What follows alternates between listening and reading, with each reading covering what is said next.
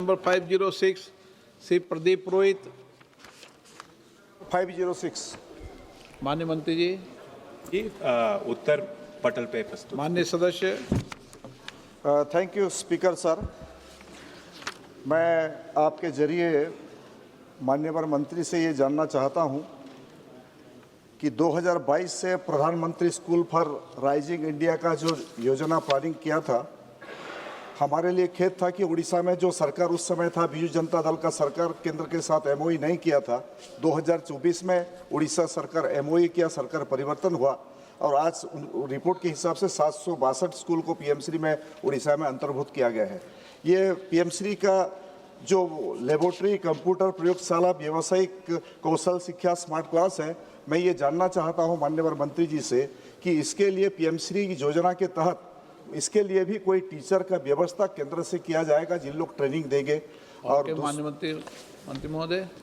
सभापति जी, 6 पिलर्स में और 21 मैट्रिक्स में पीएम-श्री का इंटरवेंशन जो है टारगेट किया जाता है और ये स्कूल्स का हमारा उद्देश्य है कि वो लीडरशिप दें, सर्वोच्च शिक्षा पद्धति से जुड़ें और इसका एक प्रावधान है कि शिक्षा जो शिक्षक है उनकी कैपेसिटी बिल्डिंग पे ध्यान दिया जाता है। अभी 5 दिन का वर्कशॉप ऑर्गेनाइज किया गया जिसमें एनएमएम, नेशनल मेंटरिंग मिशन और national professional standards for teachers पे 1 लाख से ज़्यादा शिक्षकों ने, लोगों ने उसको ज्वाइन किया।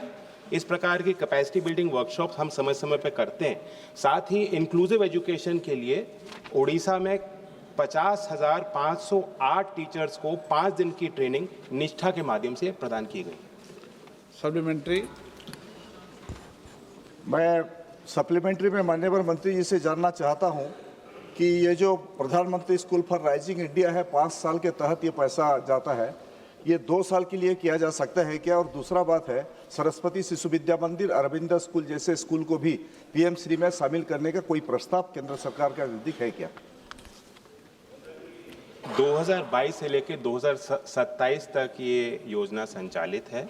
आपने सही बताया कि उड़ीसा ने 2024 में ज्वाइन किया, लेकिन बड़े पैमाने पे वहाँ राज्य सरकार के प्रस्ताव से और चैलेंज मेथड में जो स्कूल क्वालिफाई कर रहे हैं उनको इसमें जोड़ा गया।